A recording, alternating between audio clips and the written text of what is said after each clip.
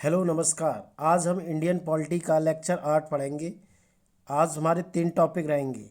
Fundamental rights, जिन्हें हम मौलिक अधिकार कहते हैं, अनुच्छेद 14 से 32 तक। राज्य के नीति निर्देशक तत्व, अनुच्छेद 36 से 51 तक। से डायरेक्टिव प्रिंसिपल, आर्टिकल 36 से 51 तक। और फंडामेंटल ड्यूटीज़, जिसे हम मौलिक कर्तव्य कहते हैं, फंडामेंटल ड्यूटीज़। तो आज हमारे पास 3 टॉपिक हैं। चलो स्टार्ट करते हैं। आज हमारे पास पहला टॉपिक क्या था? मौलिक अधिकार। आज हम मौलिक अधिकार से स्टार्ट कर रहे हैं। पहला टॉपिक क्या है हमारे पास? मौलिक अधिकार। इससे संयुक्त राज्य अमेरिका कहाँ से लिया गया है? संयुक्त राज्य अमेरिका के संविधान से लिया गया है। जो मौलिक अधिकार है हमारे, वो किसके संविधान से लिए गए हैं? यूएसए, जिसे हम संयुक्त राज्य अमेरिका कहते हैं, वहाँ के संविधान से लिए गए हैं। इसका वर्णन संविधान के भाग 3 में। मौलिक अधिकार का वर्णन किस में होता है? भाग 3 में अनुच्छेद 12 से अनुच्छेद 35 तक है। संविधान के भाग 3 को भारत का अधिकार पत्र कहा जाता है। जो भाग 3 है उसे भारत का अधिकार पत्र कहा जाता है। इसे मौलिक अधिकारों का जन्मदाता भी कहा जाता है। क्या कहा जाता है?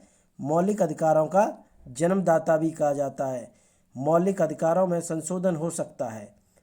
मौलिक अधिकारों में संशोधन हो सकता है, हो सकता है। तो मौलिक अधिकारों में संशोधन हो सकता है।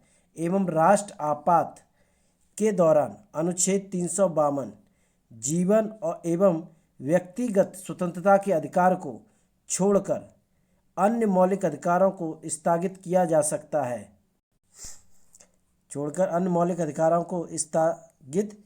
सकता है।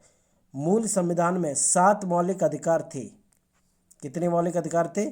7 मौलिक अधिकार थे। लेकिन 44वें संविधान संशोधन 1978 ईस्वी के दौरान संपत्ति के अधिकार, जो संपत्ति का अधिकार था, उसे अनुच्छेद 31 एवं 19 को मौलिक अधिकार की सूची से हटाकर इसे संविधान के अनुच्छेद 300A के अंतर्गत कानूनी अधिकार के रूप में रखा गया है।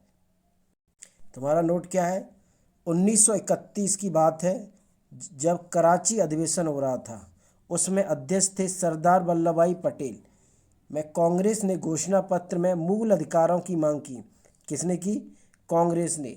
मूल अधिकारों का प्रारूप कौन लेके आया था? जवाहरलाल नेहरू ने बनवाया था।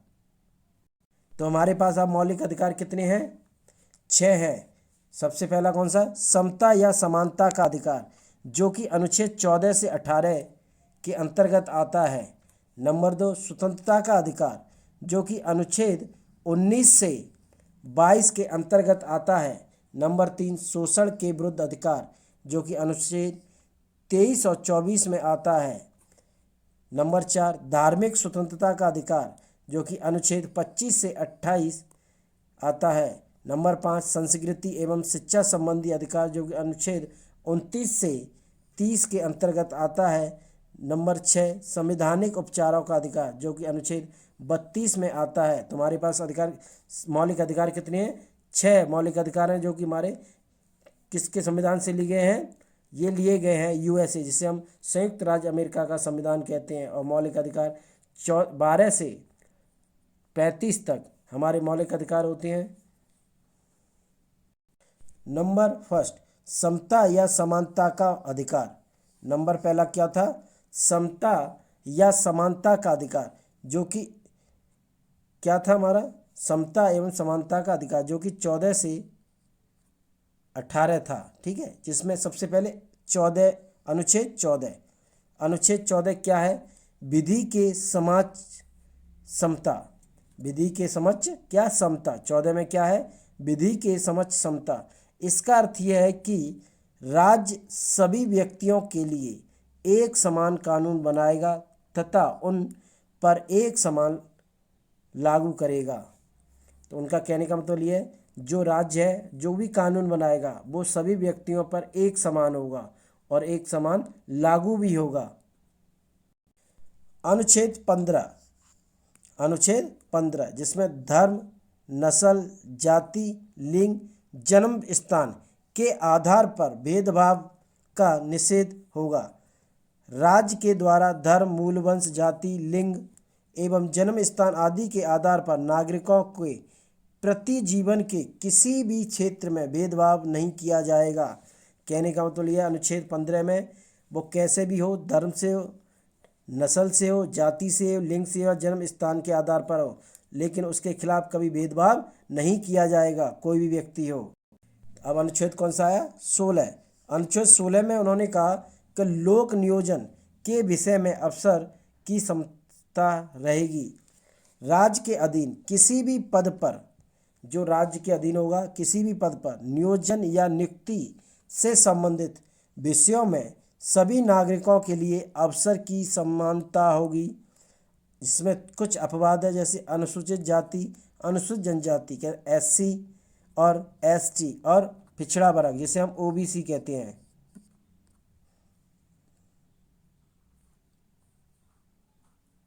अनुच्छेद 17।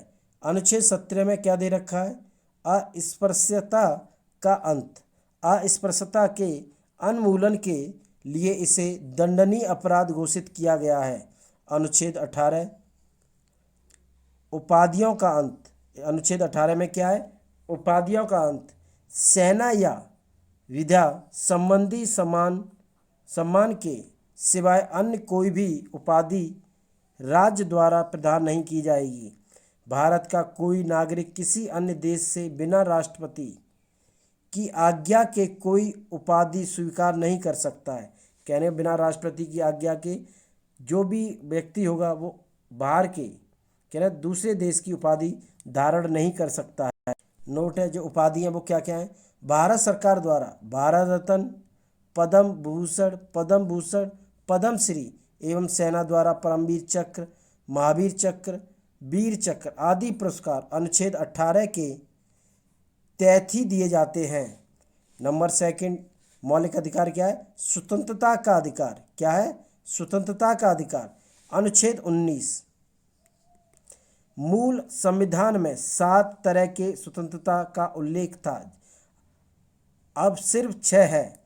अनुच्छेद 19F संपत्ति का अधिकार 44वें संविधान संशोधन 1978 के द्वारा हटा दिया गया है। तो कितने हैं इसमें? 6 तरह के स्वतंत्रता अधिकार हैं अनुच्छेद 19 में। नंबर 1 अनुच्छेद 19A बोलने की स्वतंत्रता है। 19A में क्या है? बोलने की स्वतंत्रता है। नंबर B अनुच्छेद 19B शांतिपूर्वक बिना हथियारों के एकत्रित होने और सभा करने की स्वतंत्रता है। नंबर 3 अनुच्छेद 19C संघ बनाने की स्वतंत्रता है। अनुच्छेद 19D देश के किसी भी क्षेत्र में आगमन की स्वतंत्रता है। अनुच्छेद 19E देश के किसी भी क्षेत्र में निवास करने और बसने की स्वतंत्रता है। अनुच्छेद 19G कोई भी व्यापार या जीविका चलाने की स्वतंत्रता है। नोट, प्रेस की स्वतंत्रता का वर्णन अनुच्छेद 19A में ही आता है।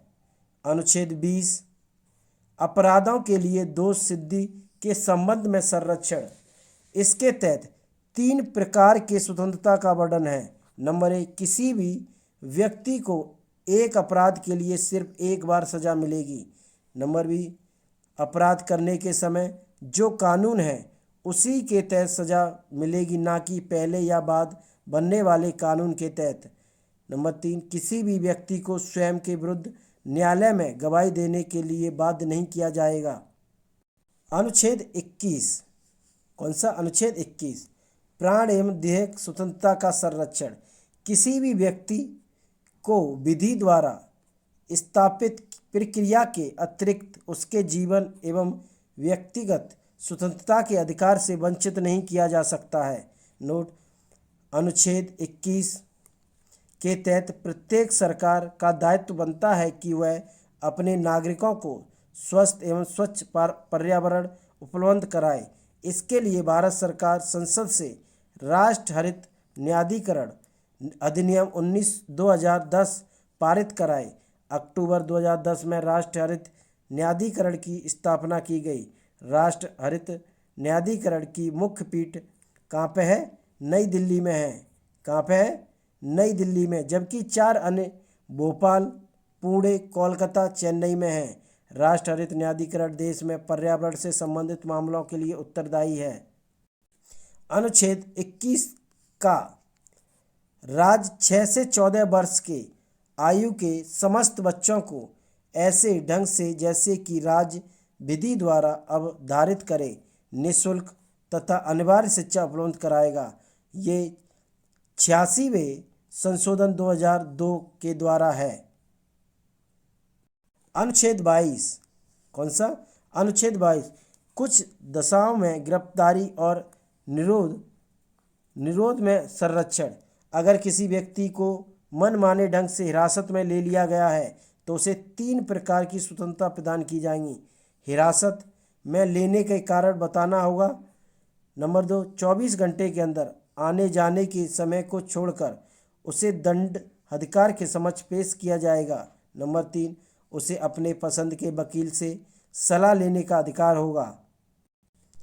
निवारक निरोध भारतीय संविधान के अनुच्छेद 22 के खंड 3, 4, 5 तथा 6 में तत्व संबंधित प्रावधानों का उल्लेख है। निवारक निरोध कानून के अंतर्गत किसी भी व्यक्ति को अपराध करने के पूर्व ही गिरफ्तार किया जाता है। निवारक निरोध का उद्देश्य व्यक्ति को अपराध के लिए दंड देना नहीं वरन उसे अपराध करने से रोकना है। वस्तुतः यह निवारक निरोध राज्य की सुरक्षा, लोक व्यवस्था बनाए रखने या भारत की सुरक्षा संबंधी कारणों से हो सकता है, जबकि किसी व्यक्ति को निवारक निरोध की किसी भी विधि के अधीन गिरफ्तार किया जा सकता है। तब नंबर 1, सरकार ऐसे व्यक्ति को केवल 3 महीने तक अविरक्षा में निरुद्ध कर सकती है। यदि गिरफ्तार व्यक्ति को 3 माह में अधिक समय के लिए निरुद्ध करना होता है तो उसके लिए सलाहकार बोर्ड के प्रतिवेदन की प्राप्त करना पड़ता है। पॉइंट नंबर 2, इस प्रकार निरुद्ध व्यक्ति को यथाशीघ्र निरोध के आधार पर सूचित किए जाएगा, किंतु जिन तथ्यों को निरस्त करना लोकहित के विरुद्ध समझा जाएगा उन्हें प्रकट करना आवश्यक नहीं है। नंबर 3, निरुद्ध व्यक्ति को निरोध आदेश के विरुद्ध अभिवेदन करने के लिए अतिशीघ्र अवसर दिया जाना चाहिए। निवारक निरोध से संबंधित अब तक बनाई गई विधियां मिस कानून। नंबर 1, निवारक निरोध अधिनियम 1950।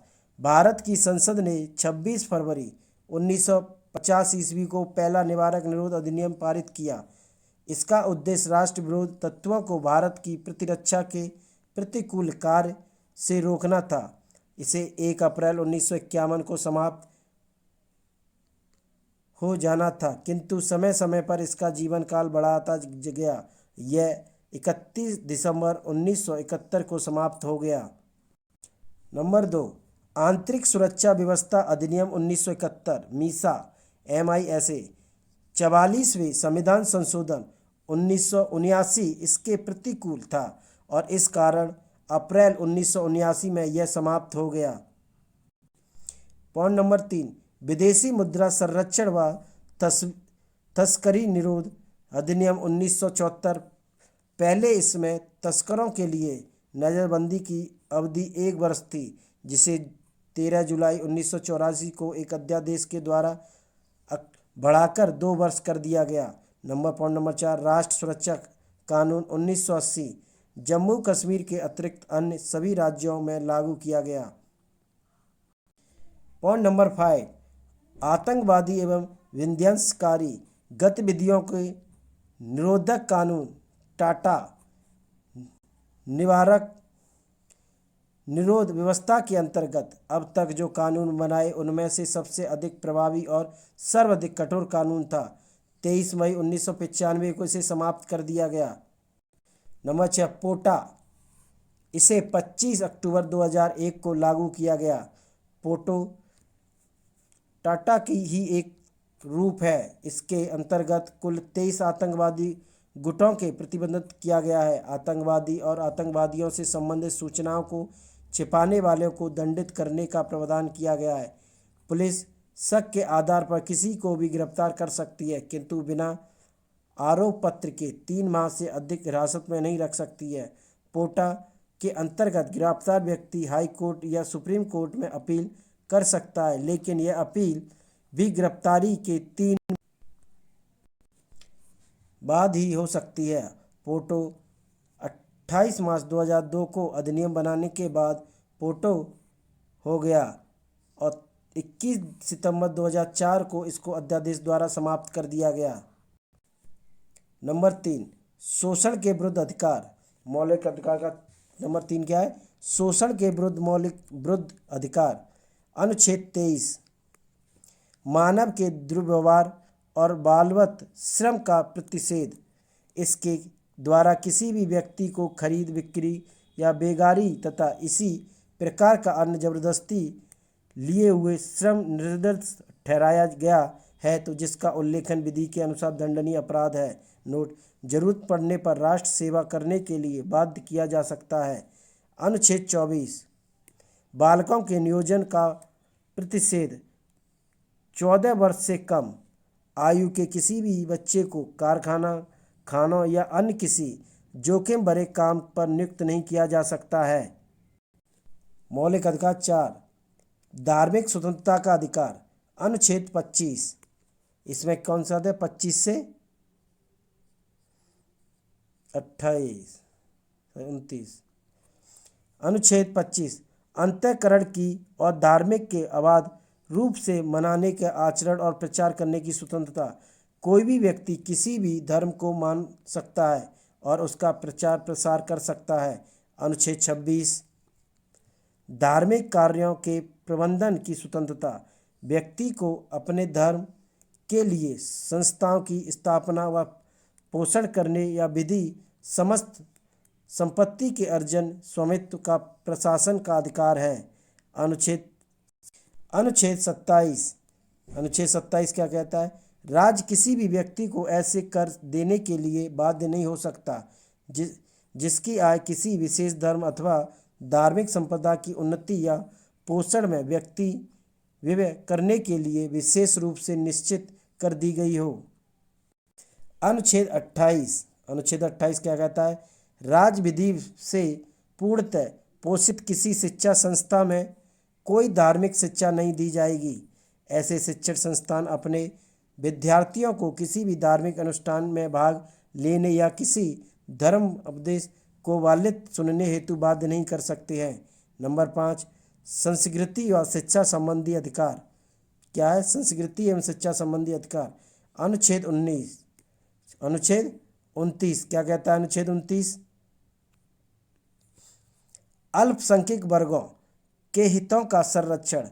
कोई भी अल्पसंख्यक वर्ग अपनी भाषा, लिपि, संस्कृति को सुरक्षित रख सकता है और केवल भाषा, जाति, धर्म, संस्कृति के आधार पर उसे किसी भी सरकारी शैक्षिक संस्था में प्रवेश से नहीं रोका जाएगा। नोट, वर्तमान में 6 समुदाय हैं: मुस्लिम, पारसी, ईसाई, सिख, बौद्ध, जैन को अल्पसंख्यक वर्ग का दर्जा प्रदान किया गया है।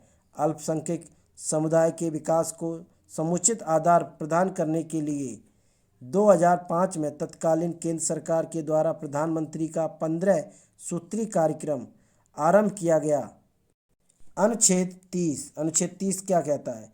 शिक्षा संस्थाओं की स्थापना और प्रशासन करने का अल्पसंख्यक वर्गों का अधिकार।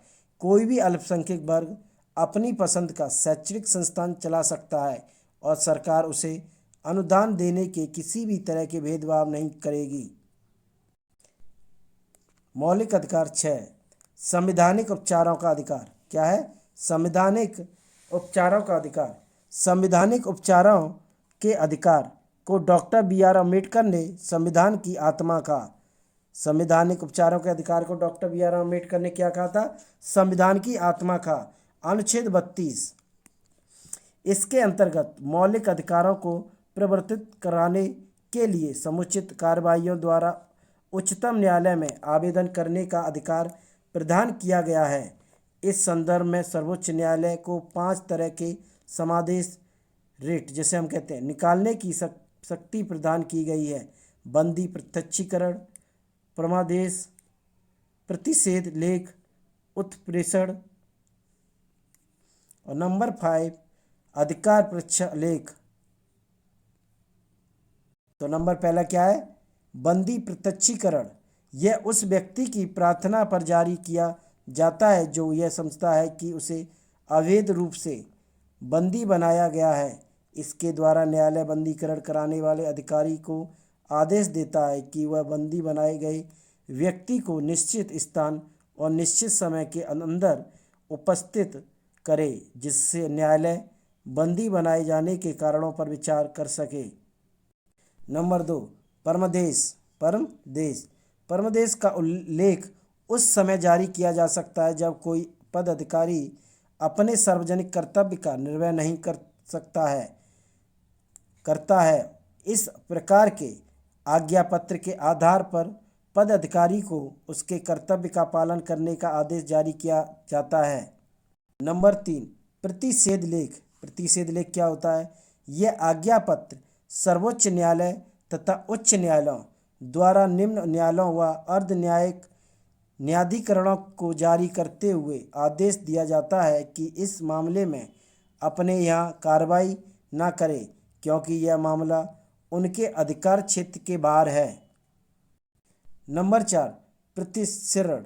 इसके द्वारा अधीनस्थ न्यायालयों को यह निर्देश दिया जाता है कि वे अपने पास लंबित मुकदमों के न्याय निर्णय के लिए उसे वरिष्ठ न्यायालय को भेजें। नंबर 5, अधिकार परीक्षा लेख। जब कोई व्यक्ति ऐसे पदाधिकारी के रूप में कार्य करने लगता है जिसके रूप में कार्य करने का उसे वैधानिक रूप से अधिकार नहीं है, तो न्यायालय अधिकार परीक्षा के आदेश के द्वारा उस व्यक्ति से पूछता है कि वह किस अधिकार से कार्य कर रहा है, और जब तक वह इस बात की संतोषजनक उत्तर नहीं देता वह कार्य नहीं कर सकता है। मौलिक अधिकारों में संशोधन। नंबर 1, गोलकनाथ बनाम पंजाब राज्य 1967 ईस्वी। इसके निर्णय से पूर्व दिए गए निर्णयों में यह निर्धारित किया गया था कि संविधान के किसी भी भाग में संशोधन किया जा सकता है, जिसमें अनुच्छेद 368 एवं मूल अधिकार को शामिल किया गया था। नंबर 2, सर्वोच्च न्यायालय ने गोलकनाथ बनाम पंजाब राज्यवाद 1967 ईस्वी के निर्णय में अनुच्छेद 368 में निर्धारित प्रक्रिया के माध्यम से मूल अधिकारों में संशोधन पर रोक लगा दी, अर्थात संसद मूल अधिकारों में संशोधन नहीं कर सकती है। नंबर 3, 24वें संविधान संशोधन 1971 ईस्वी द्वारा अनुच्छेद 13 से और 368 में संशोधन किया गया है तथा यह निर्धारित किया गया है कि अनुच्छेद 368 में दी गई प्रक्रिया द्वारा मूल अधिकारों में संशोधन किया जा सकता है। नंबर 4, केशवानंद भारती बनाम केरल राज्यवाद के निर्णय में इस प्रकार के संशोधन को विधि मान्यता प्रदान की गई है। गोलकनाथ बनाम पंजाब राज्य के निर्णय को निरस्त कर दिया गया है। नंबर 5, 42वें संविधान संशोधन 1976 द्वारा अनुच्छेद 368 में खंड 4 और खंड 5 जोड़े गए हैं तथा यह व्यवस्था की गई है कि उस प्रकार किए गए संशोधन को किसी भी न्यायालय में प्रश्नगत नहीं किया जा सकता है। नंबर 6, मिनर्वा मिल्स बनाम भारत संघ 1980 ईस्वी के निर्णय के द्वारा यह निर्धारित किया गया है कि संविधान के आधारभूत लक्षणों की रक्षा करने के अधिकार न्यायालय को है और न्यायालय इस आधार पर किसी भी संशोधन को पुनर्लेखन कर सकता है। इसके द्वारा 42वें संविधान संशोधन द्वारा की गई व्यवस्था को भी समाप्त कर दिया गया है। हमने मौलिक अधिकार पढ़े, अब हम पढ़ेंगे राज्य के नीति निर्देशक सिद्धांत। हमारा टॉपिक नंबर 2 क्या था? राज्य के नीति निर्देशक सिद्धांत। राज्य के नीति निर्देशक सिद्धांत का वर्णन संविधान के भाग 4, वो भाग 3 में था, ये भाग 4 में अनुच्छेद 36 से 51 तक किया गया है। इसकी प्रेरणा आयरलैंड से। देखो, मौलिक अधिकार हमारे कहाँ से लिए गए थे? संयुक्त राज्य अमेरिका से, लेकिन हमारे राज्य के नीति निर्देशक सिद्धांत कहाँ से लिए गए? आयरलैंड से लिए गए, के संविधान से लिए गए हैं। इसे न्यायालय द्वारा लागू नहीं किया गया है। क्या? इसे न्यायालय द्वारा लागू नहीं किया जा सकता है, यानी इसे वैधानिक शक्ति प्रदान नहीं है। इसे कौन सी शक्ति प्रदान नहीं है? वैधानिक शक्ति प्रदान नहीं है। किंतु फिर भी इस भाग में अधिक कथित तथ्य देश के शासन में मूलभूत हैं और विधि बनाने में इन तत्वों को लागू करना राज्य का कर्तव्य होगा। यानी भारतीय संविधान के अनुसार राज्य का निधि निर्देशक तत्व शासन के लिए आधारभूत है। भारत के संविधान में कल्याणकारी राज्य की संकल्पना का समावेश राज्य के नीति निर्देशक तत्वों में किया गया है। कल्याणकारी राज्य का उद्देश्य सामाजिक आर्थिक प्रजातंत्र की स्थापना करना होता है।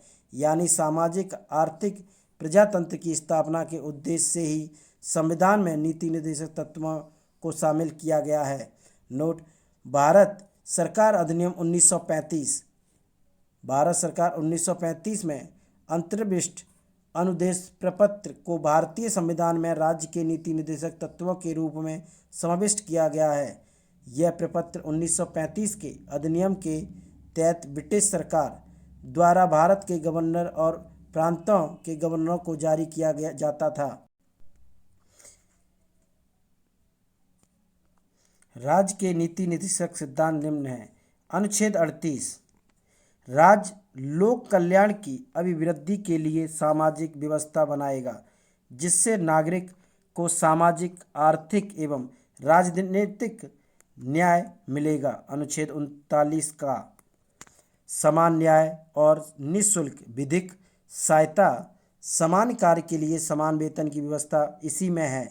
अनुच्छेद 39 का सार्वजनिक धन का स्वामित्व तथा नियंत्रण इस प्रकार करना ताकि सार्वजनिक हित का सर्वोत्तम साधन हो सके। अनुच्छेद 39 का धन का समान वितरण। अनुच्छेद 40 ग्राम पंचायतों का संगठन। अनुच्छेद 41 कुछ दिशाओं में काम, शिक्षा, लोक सहायता पाने का अधिकार है। नोट है 15 अगस्त 1995 से प्रभाव में आया राष्ट्र सामाजिक कार्यक्रम भारतीय संविधान के अनुच्छेद 41 के प्रावधानों की पूर्ति करता है। इसका उद्देश्य गरीबों को सामाजिक सहायता उपलब्ध कराता है। वर्तमान में इसमें 5 योजनाएं शामिल हैं। योजनाएं कौन सी हैं? नंबर फर्स्ट, इंदिरा गांधी राष्ट्रीय वृद्ध अवस्था पेंशन योजना। नंबर 2, इंदिरा गांधी राष्ट्रीय विधवा पेंशन योजना। नंबर 3, इंदिरा गांधी राष्ट्रीय विकलांगता पेंशन योजना। नंबर 4, राष्ट्रीय परिवार लाभ योजना। नंबर 5, अन्नपूर्णा योजना। अनुच्छेद 42 काम की न्याय संगत और मानवोचित दिशाओं का तथा प्रसूति सहायता का उपबंध है। अनुच्छेद 43 कर्मकारों के लिए निर्वाचन, मजदूरी और कुटीर उद्योग को प्रोत्साहन है। अनुच्छेद 44 नागरिकों के लिए एक समान सिविल सहायता है। अनुच्छेद 46 अनुसूचित जाति, अनुसूचित जनजाति और अन्य दुर्बल वर्गों की शिक्षा अर्थात संबंधी हितों की अभिवृद्धि है। अनुच्छेद 47 पोषाहार स्तर, जीवन के स्तर को ऊंचा करने तथा लोक स्वास्थ्य का सुधार करने का राज्य का कर्तव्य है। अनुच्छेद 48 कृषि और पशु पालन का संगठन है। अनुच्छेद 48 का पर्यावरण का संरक्षण तथा संवर्धन और वन एवं वन्य जीवों की रक्षा। अनुच्छेद 49 राष्ट्र महत्व के स्मारकों, स्थानों व वस्तुओं का संरक्षण। अनुच्छेद 50 कार्यपालिका एवं न्यायपालिका का पृथक्करण। अनुच्छेद 51 अंतर्राष्ट्रीय शांति सुरक्षा की अभिवृद्धि। उपयुक्त अनुच्छेदों के अतिरिक्त कुछ ऐसे अनुच्छेद भी हैं जो राज्य के लिए निर्देशक सिद्धांत के रूप में कार्य करते हैं। अनुच्छेद 350 का प्राथमिक स्तर पर मृत भाषा में शिक्षा देना। अनुच्छेद 351 हिंदी को प्रोत्साहन देना। नोट है राज्य की नीति निर्देशक तत्व एक ऐसा चेक है जो बैंक की सुविधा अनुसार अदा की जाएगी। यह कथन केटी सा का है। मौलिक अधिकार और नीति निर्देशक सिद्धांतों में अंतर क्या है? क्या है अंतर इनमें? नीति निर्देशक सिद्धांत और मौलिक अधिकारों में नीति निर्देशक सिद्धांत ये आयरलैंड से लिए गए हैं और ये यूएसए से लिए गए हैं। पहला अंतर ये है। दूसरा, इसका वर्णन संविधान के भाग 4 में किया है और इसका 3 में किया है मौलिक अधिकार का। नंबर 3, इसे लागू कराने के लिए न्यायालय नहीं जाया जा सकता, लेकिन मौलिक अधिकार इसे लागू कराने के लिए न्यायालय की शरण ले सकते हैं। यह समाज की भलाई के लिए है, यह व्यक्ति के अधिकार के लिए है। इसके पीछे राजनीतिक मान्यता है, मौलिक अधिकारों के पीछे कानूनी मान्यता है।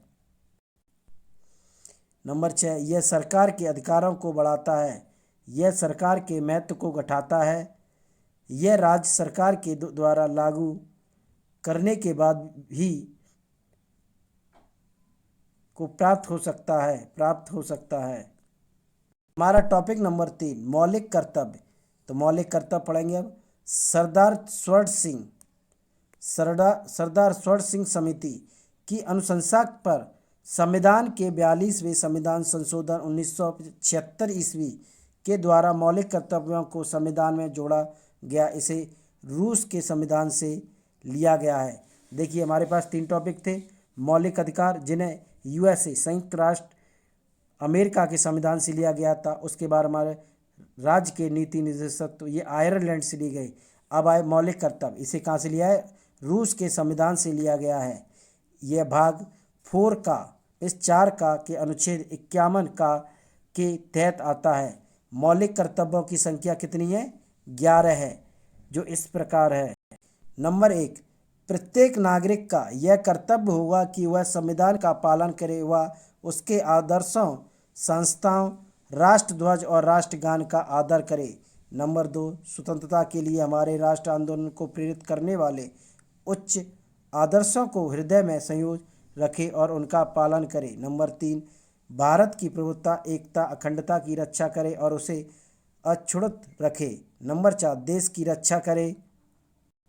नंबर 5, भारत के सभी लोगों में समता और समान भ्रातृत्व की भावना का निर्माण करे। नंबर 6, हमारी सामाजिक संस्कृति की गौरवशाली परंपरा का महत्व समझे और उसका परिरक्षण करे। नंबर 7, प्राकृतिक पर्यावरण की रक्षा और उसका संवर्धन करे। नंबर 8, वैज्ञानिक दृष्टिकोण और ज्ञान सर्जन की भावनाओं का विकास करे। नंबर 9, सार्वजनिक संपत्ति को सुरक्षित रखे। नंबर 10, व्यक्तिगत एवं सामूहिक गतिविधियों के सभी क्षेत्रों में उत्कर्ष की ओर बढ़ने का सतत प्रयास करें। नंबर 11, माता पिता या संरक्षक द्वारा 6 से 14 वर्ष के बच्चों के हेतु प्राथमिक शिक्षा प्रदान करा। यह कौन से संविधान संशोधन द्वारा हुआ है? 86वें संविधान संशोधन द्वारा। तो आज हमने 3 टॉपिक पढ़े। मौलिक अधिकार पढ़ा, राज्य के नीति निर्देशक तत्व पढ़े और मौलिक कर्तव्य पढ़े। तो हमारे चैनल को शेयर, लाइक, सब्सक्राइब और कमेंट जरूर करके बताएं। Thank you.